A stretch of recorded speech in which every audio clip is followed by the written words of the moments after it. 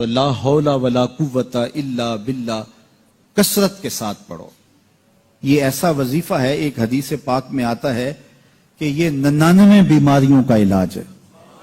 اس میں سب سے کم درجے کی بیماری ہم اور غم ہے،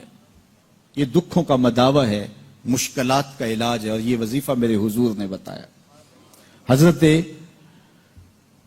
ابو ذر غفاری رضی اللہ تعالیٰ عنہ کو حضور نے 5 چیزیں بتائی تھی، ان میں سے 5ویں چیز یہ تھی کہ ابو ذر کثرت کے ساتھ لا حول ولا قوت الا باللہ پڑھا کرو۔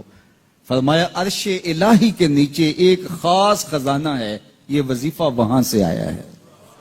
یہ زندگی میں معمول بنا لو، جب پھنس جاؤ، مشکلات میں آ جاؤ تو لا حول ولا قوت الا باللہ پڑھو، اللہ راستے کھولے گا۔ تو حضور نے 3 چیزیں فرمائی، اللہ سے ڈرو، صبر کرو، اور کثرت کے ساتھ لا حول ولا قوت الا باللہ